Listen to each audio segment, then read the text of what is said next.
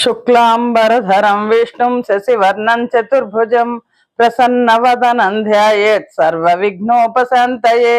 కృష్ణాయ వాసుదేవాయ దేవకీనందనాయ చ నందగోపకుమారాయ గోవిందాయ నమో నమః. శ్రీ బొమ్మెర పోతనామాత్య ప్రణీత శ్రీ మహాభాగవతం రామకృష్ణ మిషన్ వాళ్ళు ప్రచురించినది. ప్రథమ స్కంధంలో ఉన్నాము. సౌనకాది మహర్షులు నైమిసారణ్యంలో సూత మహామునిని ఆ హరిగాథని తెలియచేయమని అడిగారు అని ఈ ప్రకారంగా గొప్ప గుణములు కలిగిన సౌనకాది మునులు అడుగగా, రోమహర్షణ పుత్రుడు, ఉగ్రశ్రవసుండు అనే పేరుతో ఒప్పుతున్నవాడు, సకల పురాణాలను చక్కగా వివరించగలవాడైన సూతుడు ఇలా చెప్పడం ప్రారంభించాడు. సూత మహర్షి చెప్తున్నారు. ముందుగా సూత మహర్షి తన గురువైన సుఖ మహర్షిని స్తుతించారు. సముడై ఎవ్వడు ముక్త కర్మ చేయుడై సన్యాసి అయి యొంటి బోవ మహాప్రీతినోహో కుమార అనుతున్ వ్యాసుండు చీరంగ వృక్షములున్ దన్మయతన్ ప్రతిధ్వనులు సక్కం చేసే మున్నట్టి భూతమయున్ మృక్కెద బాధరాయణి తపోధన్యాగ్రణిన్ ధీమనిన్. సర్వభూతములందు సమాన భావంతో సంచరించేవాడు సుఖ మహర్షి. ఆయన సంచరిస్తుంటే సకల భూతములు కూడా, సర్వ ప్రాణులు, మొత్తం ప్రకృతి అంతా కూడా ఆయనతో మమేకం అయిపోయి ఉంటుంది. ఎవడు కర్మలను వదిలేసి సన్యాసి అయి ఒక్కడు వెళ్తుంటే వ్యాస భగవానుడు మహాప్రీతితో కుమారా, ఓ కుమారా అని పిలిచినప్పుడు అడవిలోని వృక్షాలన్నీ కూడా తన్మయత్వంతో ప్రతిధ్వనించాయట. అటువంటి భూతమయనికి, తపోధనులలో అగ్రేసరునికి, బుద్ధిమంతులలో శ్రేష్ఠుడైన సుఖ మహర్షికి నమస్కరిస్తున్నాను అన్నారు సూత మహర్షి. అంతేకాకుండా ఆయన ఇంకా నమస్కారం తెలియజేస్తున్నారు. కార్యకారణములను కాదని చరించే ఆత్మతత్వం ఆయనే సుఖ మహర్షి. అధ్యాత్మం అనబడుతుంది. అలాంటి అధ్యాత్మాన్ని తెలియచేసే దీపం వంటిది సకల వేదరాశికి సారాంశమైనది ఒక్కటే, అది పురాణం. అలాంటి అసాధారణ పురాణ మర్మమును తెలియచెప్పిన సుఖ మహర్షికి నమస్కరిస్తున్నాను. అంతేకాదు, సంసారం అనే అంధకారాన్ని దాటుదామనుకునే వారికి దయతో వివరించి చెప్పిన విమల విజ్ఞాన రమణీయుడైన శ్రీ సుఖ మహర్షిని నేను కొలుస్తున్నాను అని చెప్పారు. అంతేకాకుండా నారాయణనకు నరునకు భారతికి నిమ్రొక్కి వ్యాసు పదములకు నమస్కారము చేసి వచింతును దార గ్రంథంబు దళిత తనుబంధంబున్ అన్నారు. ఆ నరనారాయణులకు నేను నమస్కరిస్తున్నాను, సరస్వతీదేవికి మొక్కుతున్నాను, వ్యాస భగవానుని పాదాలకు ప్రణామం చేస్తున్నాను. సావు పుట్టుకలను తప్పించే ఉత్తమ గ్రంథం గురించి, నేను భాగవతం గురించి మీకు ఇప్పుడు చెప్పబోతున్నాను అని చెప్పారు. అని చెప్పి దాని దేవతలకు గురువులకు నమస్కారం చేసి సూతుడు సౌనకాది మహర్షులతో ఇలా అంటున్నారు. ఓ మునీంద్రులారా, నన్ను మీరు నిఖిల లోకాలకు మంగళకరమైన, వాళ్ళ కోసం అడగలేదు, భాగవత ప్రవచనం చేస్తే అన్ని లోకాలకు మేలు జరుగుతుంది, నిఖిల లోకాలకు మంగళకరమైన ప్రయోజనం గురించి అడిగారు.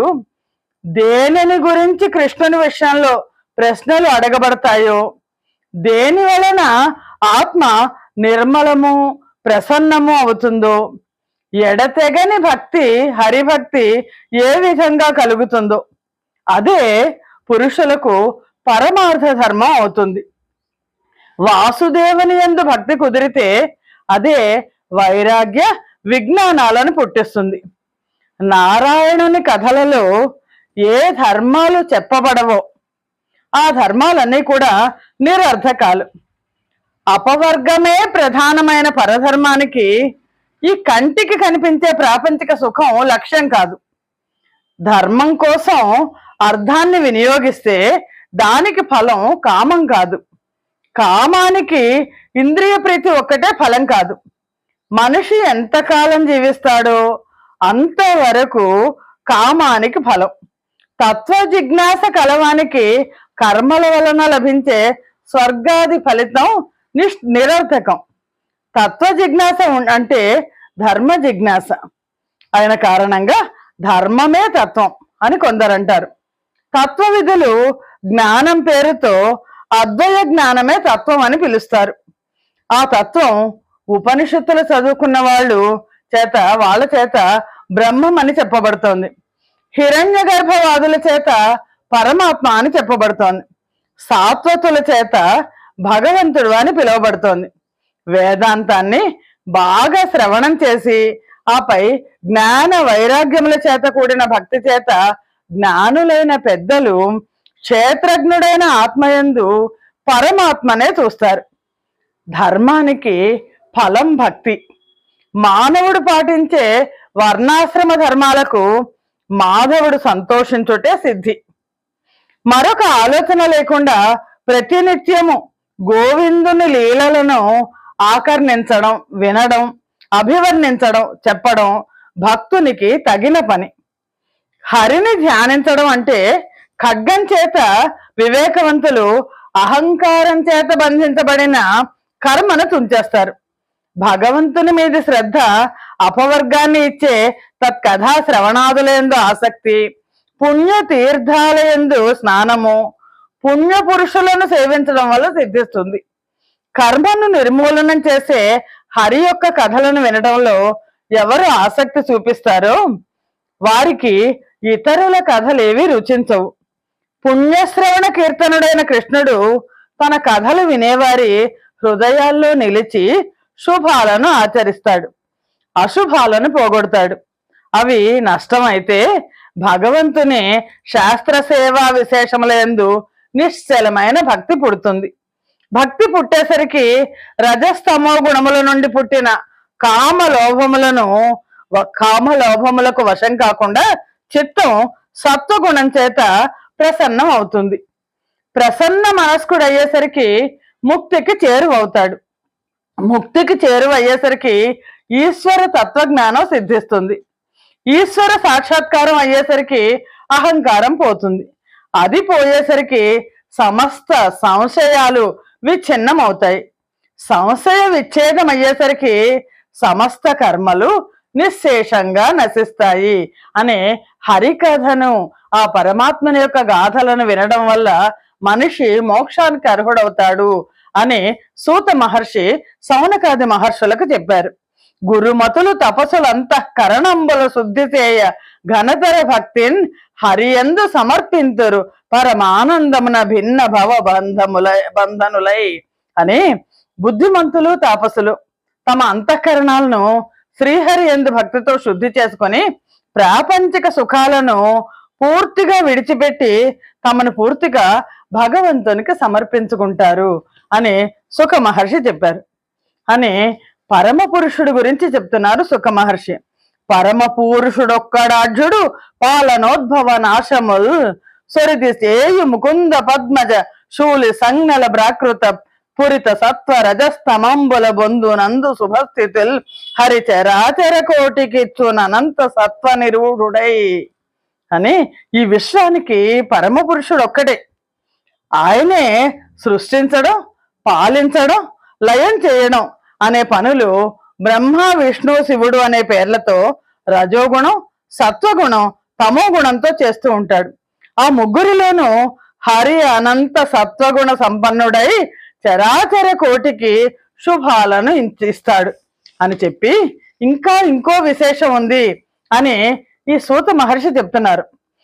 కర్ర కంటే పొగ, పొగ కంటే అగ్ని ఎలా విశేషమో అలాగే తమో గుణం కంటే రజోగుణం, రజోగుణం కంటే బ్రహ్మస్వరూపమైన సత్వగుణం విశిష్టమైనవి. పూర్వం మునులు సత్వమయుడని భగవంతుడైన హరిని కొలిచారు.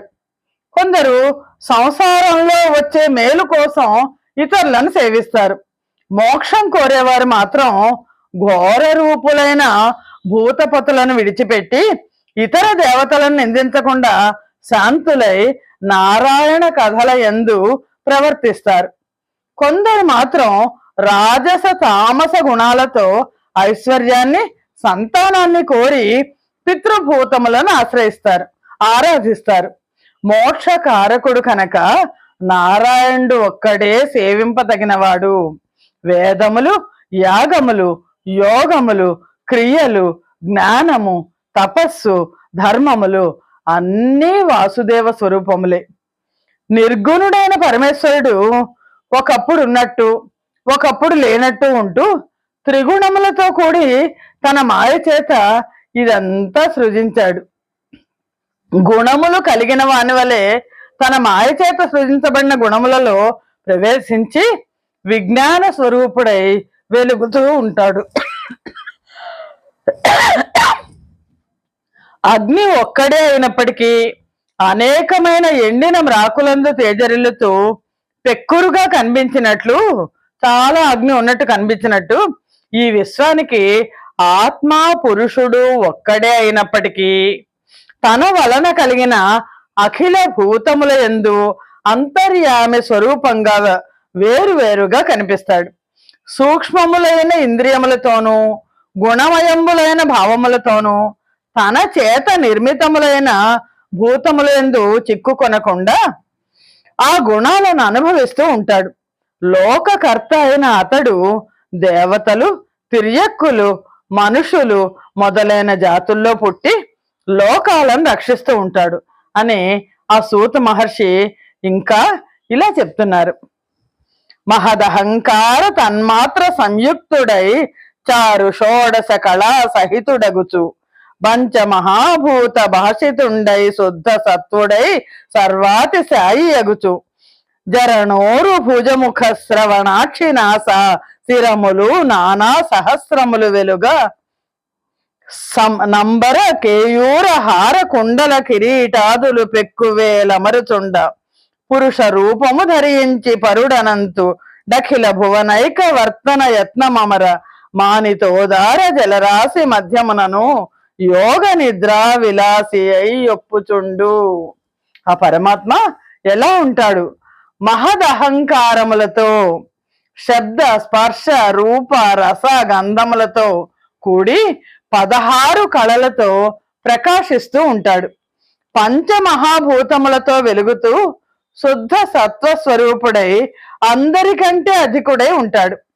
చరణములు, ఊరువులు, భుజములు, ముఖములు, శ్రవణములు, అక్షులు, ముక్కులు, శిరములు, పెక్కువేలు వెలుగుతూ ఉంటాయి. మేలైన పట్టు వస్త్రాలు, భుజకీర్తులు, హారములు, కుండలములు, కిరీటములు ఇలాంటివన్నీ ధరించి ఉంటాడు. వీటితో పురుష రూపాన్ని ధరించిన ఆ అనంతుడైన ఆ హరి జలరాశి మధ్యలో యోగ నిద్ర పరవశుడై ఉంటాడు అని చెప్పి ఆ పరమాత్మ యొక్క 21 అవతారాల వర్ణన చేస్తున్నారు సూత మహర్షి. మొట్టమొదటి అవతారం, అది సకల అవతారాలకు మొదటిదైన శ్రీమన్నారాయణనే విరాజమానమైన దివ్య రూపం. దానిని పరమ యోగేంద్రులు దర్శిస్తూ ఉంటారు.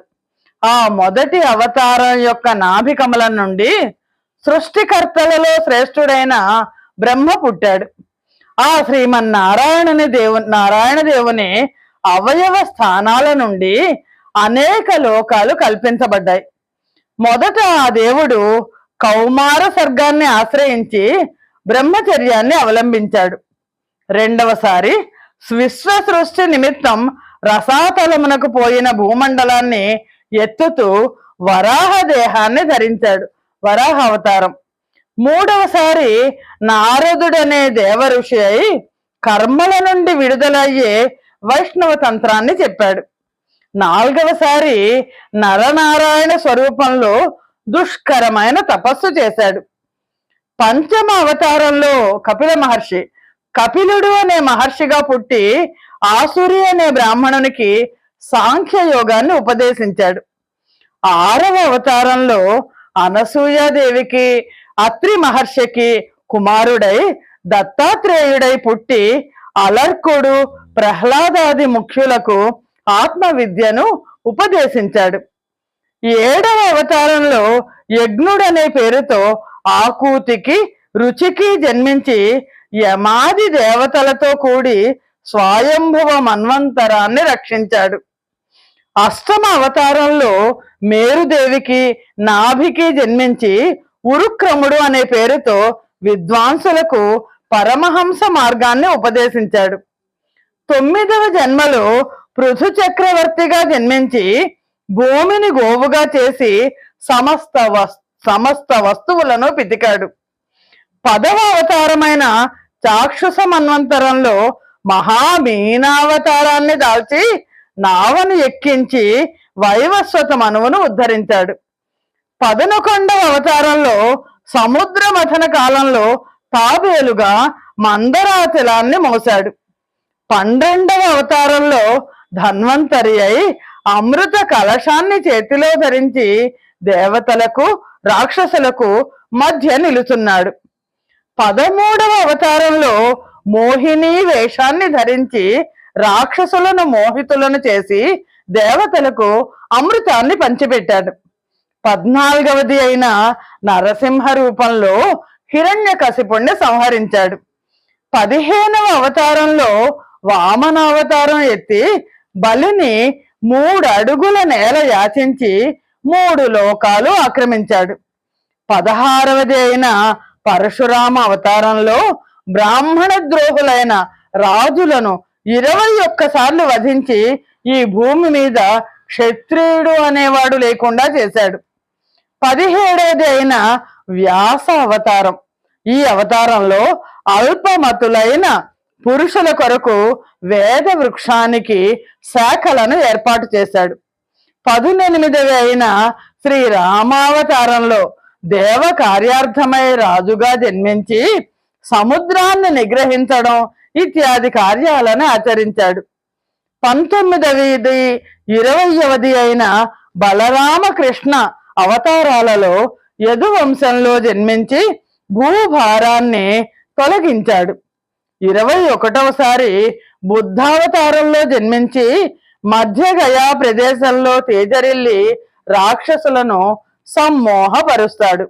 ఈ యుగ సంధిలో 22వ అవతారంలో భూమిని ఏలేవాళ్ళు చోరులే సంచరిస్తుంటే విష్ణుయసుడు అనే బ్రాహ్మణునికి కల్కి అనే పేరుతో పుట్టి శిక్షిస్తాడు అని 21 అవతారాలు చెప్పి 22వ అవతారం కల్కి అవతారం అని చెప్పారు. చెప్పి ఇంకా ఇలా అంటున్నారు: సరసింబాసిన వేయు కాలువల యోజన్ విష్ణునందైన శ్రీకర నానా ప్రకటావతారముల సంఖ్యాతంబు లుర్వీషులున్ సురలున్ బ్రాహ్మణ సంయమేంద్రులు మహర్షుల్ విష్ణు నంశాంసదు హరికృష్ణుండు బలాను జన్ముడెడలే దా విష్ణుడవు నేర్పడన్. సరస్సు నుండి అనేక కాలువలు ప్రవహించిన రీతిగా శ్రీ మహావిష్ణువు నుండి విశ్వ శ్రేయోదాయకమైన అవతారాలు అసంఖ్యాకంగా పుట్టుకొస్తూనే ఉంటాయి. అనేక మంది రాజులు, దేవతలు, బ్రాహ్మణులు, మహర్షులు, మునులు వీరంతా విష్ణువు యొక్క అంశతో జన్మించిన వాళ్లే. కృష్ణుడు ఆ శ్రీహరియే, బలరాముడు కూడా హరి అవతారమే. వారిద్దరికి భేదం లేదు.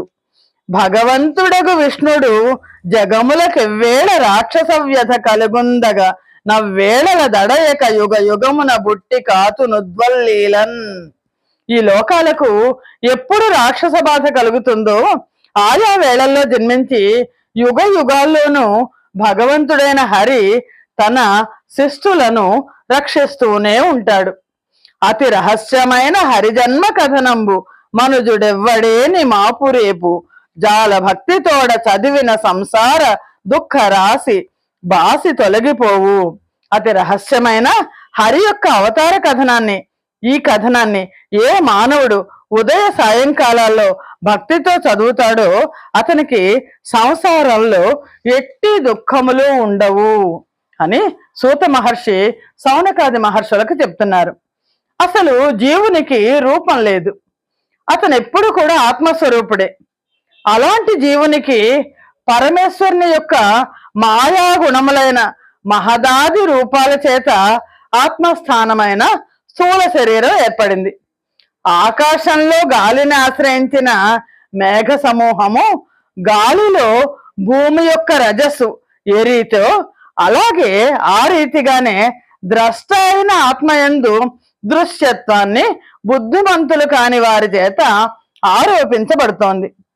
కంటికి కనిపించే ఈ స్థూల రూపం కంటే కనిపించనిది, వినిపించనిది, అవ్యక్తమైనది, సూక్ష్మమైనది, కరచరణాదులు లేనిది అయిన మరొక సూక్ష్మ రూపం జీవుడికి ఉంది.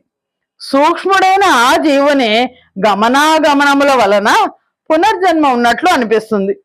స్వస్వరూప జ్ఞానం వల్ల ఈ స్థూల సూక్ష్మ రూపాలు రెండు తొలగిపోతాయని, మాయ వల్ల ఇవి ఆత్మకు కల్పించబడతాయి అని గ్రహించినప్పుడు జీవుడు బ్రహ్మ దర్శనానికి అధికారి అవుతాడు.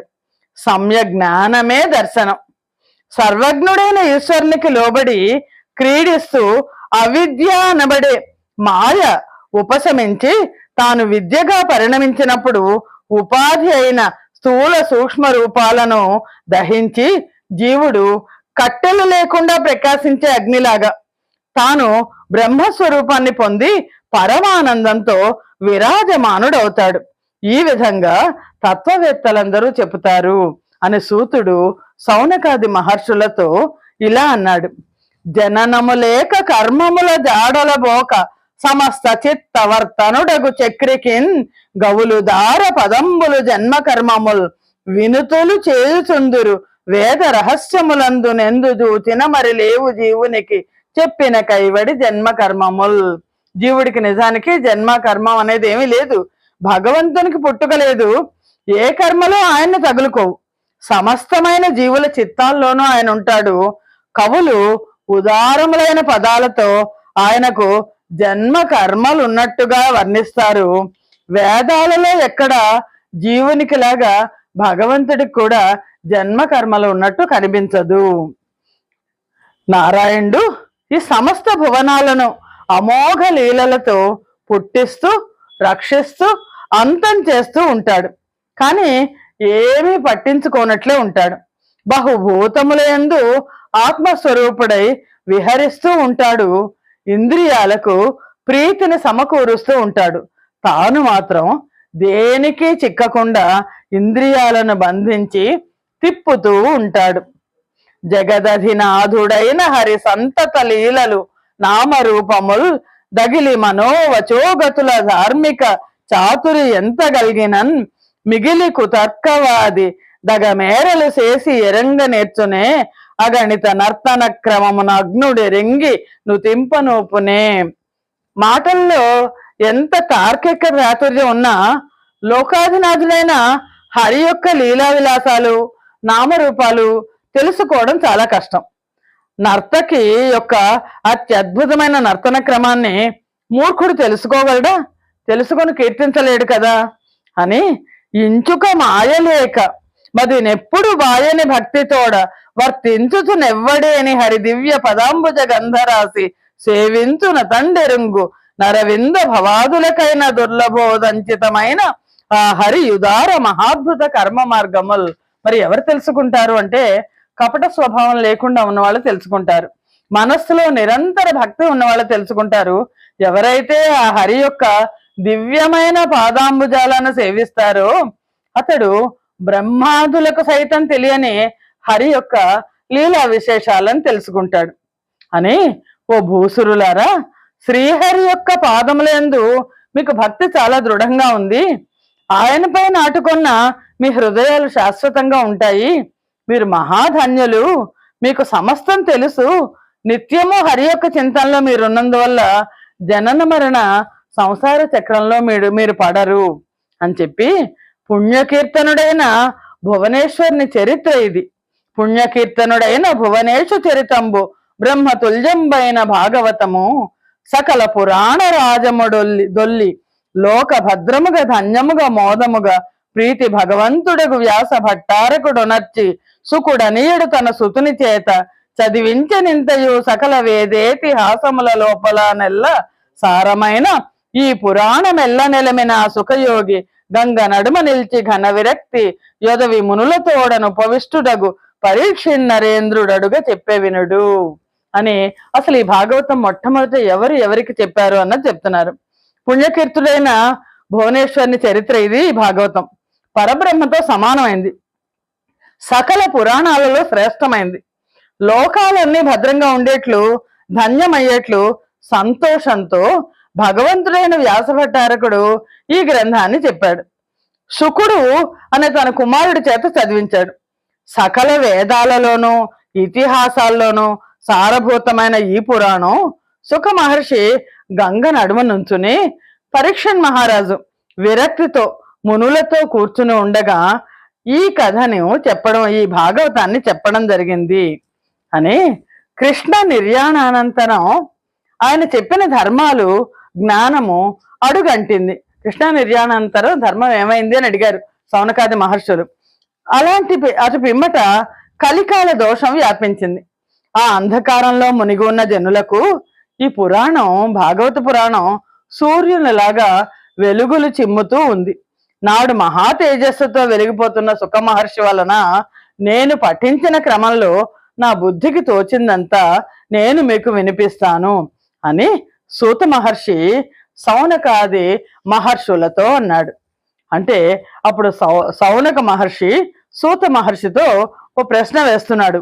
సూత, ఏ యుగవేళనేమిటికి నెచ్చోటన్ మునిశ్రేష్ఠునే శ్రోతల్ గోరిరి, ఏమి హేతువునకై శోధించి లోకైకం విఖ్యాతిన్ వ్యాసుడు మున్ను భాగవతం కల్పించే, దత్పుత్రుడే ప్రీతిన్ రాజునకి పురాణ కథ చెప్పవే అంతయున్. సౌనక మహర్షి సూత మహర్షిని ఎప్పుడు, అసలు ఏ యుగంలో జరిగింది, ఎవరికి చెప్పారు, ఎందుకు చెప్పారు అని అడిగారు. ఓ సూత మహర్షి, మునిశ్రేష్ఠుడైన వ్యాస భగవానుడు ఎక్కడ, ఎప్పుడు, ఏ శ్రోతలు కోరితే ఈ భాగవతాన్ని చెప్పాడు. లోకైక విఖ్యాతుడైన వ్యాసుడు ఈ భాగవతాన్ని రచించడంలో కల అంతరార్థం ఏమిటి? ఆయన కుమారుడైన శ్రీ సుఖ మహర్షి ఎలాంటి ఆనందంతో పరీక్షిత్తుకి ఈ పురాణ గాథని చెప్పాడు, మాకంతా చక్కగా వివరించు అని. ఓ బుధేంద్ర, వ్యాసపుత్రుడైన సుఖయోగేశ్వరుడు మహాయోగి, సమదర్శనుడు, ఏకాంతాన్ని కోరుకునేవాడు. అలాగే మాయాతీతుడు, సర్వజ్ఞుడని, మూఢునిలాగే కనిపించే గూఢుడు అని, ఎలాంటి భేదాలు లేనివాడని మేము విన్నాము. సుకుడు గోచీయులేక పైజన చూచి తోయములందు లజ్జకు జలింపక చీరలొల్లక చెల్లులాడెడి దేవకన్యకలు హా సుఖ ఎంచు వెన్క జనంగ వ్యాసుని చూచి అంచుకములను ధరించి సిగ్గున సృక్కిలందరూ దీనిది అని చెప్తున్నాడు. మొత్తం ఈ దేవతా స్త్రీలందరూ కూడా చీరలు విడిచి దిగంబరంగా స్నానం చేస్తున్నారట. స్నానం చేస్తున్న దేవతా స్త్రీలు గోచి కూడా పెట్టుకోకుండా ఉన్న దిగంబరంగా నడిచి పెడుతున్న సుఖ మహర్షిని చూశారు. చూసి వాళ్ళు ఏమీ సిగ్గుపడలేదు, వాళ్ళు మామూలుగానే ఉన్నారు. ఇంతలో ఆ సుఖ అనుకుంటూ, ఆ కుమారు అనుకుంటూ వ్యాస భగవానుడు అక్కడికి వచ్చాడు. వచ్చేసరికి ఈ వెనక వస్తున్న వ్యాసుల వారిని చూసి సిగ్గుపడి గబగబా వాళ్ళు దుస్తులు వేసుకున్నారట. అని అప్పుడు దిగంబరుడు, వయస్సులో ఉన్నవాడు అయినా తన కొడుకును చూసి సిగ్గుపడి చీరలు కట్టుకోవడం మానేసి, వృద్ధుడు వస్త్రధారి అయిన తనని చూసి చీరలు కట్టుకున్న దేవకాంతాలను వ్యాస మహర్షి ఈ విషయం అడిగారట. ఇదేంటి, నేనొస్తే సిగ్గుపడుతున్నారు, నా కుమారుడు వస్తే ఎందుకు సిగ్గుపట్టలేదు?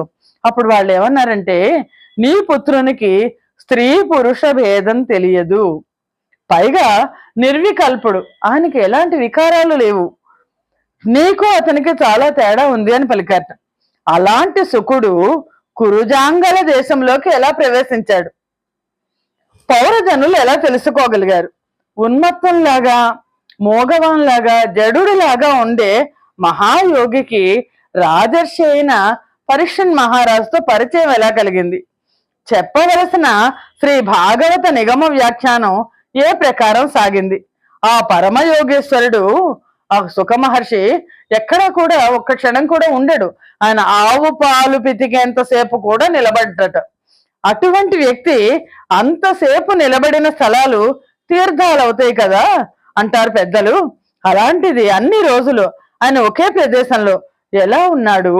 భాగవతోత్తముడైన పరీక్షన్ మహారాజు యొక్క జన్మ, ఆయన యొక్క కర్మ ఎలా నడిచాయి మాకు వివరించండి అని సౌనకాది మహర్షులు అడిగారు.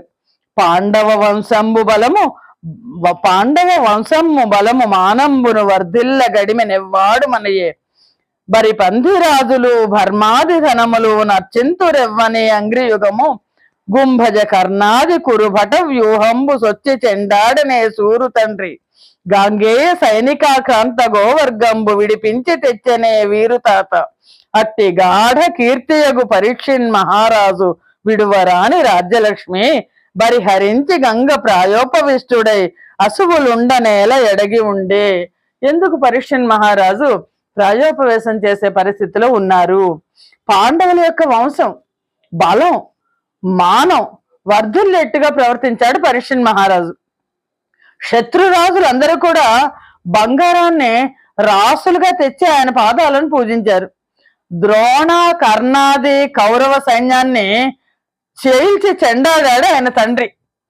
భీష్ముని చేత రక్షించబడుతున్న సైన్యాన్ని చీల్చుకుని వెళ్ళి గోవులను విడిపించుకుని తీసుకొచ్చాడు ఆయన తాత అర్జునుడు. అలాంటి కీర్తిమంతుడైన పరీక్షణ్ మహారాజు ఎవరూ విడిచిపెట్టలేని రాజ్యలక్ష్మిని వదిలేసి గంగా నదిలో ప్రాయోపవిష్టుడై ప్రాణాలతో ఎందుకు ఉండాల్సి వచ్చింది అని ఉత్తములైన రాజులు ఎప్పుడు కూడా లోకులకు అర్ధ సంపద ఐశ్వర్యము సుఖము భద్రము ఇవన్నీ కలగాలని కోరుతూ ఉంటారు, కానీ వాళ్ళ సుఖాన్ని వాళ్ళు ఎప్పుడు కోరుకోరు. అలాంటిది అన్యులను రక్షించడేందు ఉత్తమమైన శరీరం విషయంలో పరీక్షణ్ మహారాజు ఎందుకు అంత విరక్తి చెందాడు? సారములనెల్ల నెరుగుదు పారగుండవు భాషలందు బహువిధ కథనోదారుడవు మాకు సర్వము భారము ముట్టంగా తెలియ పలుకు మహాత్మా. సౌనక మహర్షి సూత మహర్షిని అడుగుతున్నారు, మహాత్మా జీవిత సారాన్ని తెలుసుకున్న వాడివి నువ్వు, బహు భాషలలో పండితుడవు, పనికొచ్చే విషయాలను అనేక విధాలుగా కథలుగా చెప్పడంలో నిపుణుడవు, మాకు సర్వము ఆమూలాగ్రము అసలు ఏమైంది, ఎందుకు పరీక్షణ్ మహారాజుకి సుఖ మహర్షి చెప్పారు, వ్యాస భగవానుడు ఎందుకు భాగవతం రాశారు, ఇదంతా మాకు తెలియచేయండి అని సౌనకాది మహర్షుల తరఫున సౌనక మహర్షి అడిగారు. సూత మహర్షి చెప్పడం కొనసాగించారు. స్వస్తి ప్రజాభ్య పరిపాలయంతాం న్యాయేన మార్గేణ మహిం మహిషాః గోబ్రాహ్మణేభ్య శుభమస్తు నిత్యం లోకా సమస్తా సుఖినో భవంతు. యదక్షర పదభ్రష్టం మాత్రహీనం యద్భవేత్ తత్సర్వం క్షమ్యతాం దేవ నారాయణ నమోస్తుతే. సర్వం శ్రీకృష్ణార్పణమస్తు. జయ శ్రీకృష్ణ.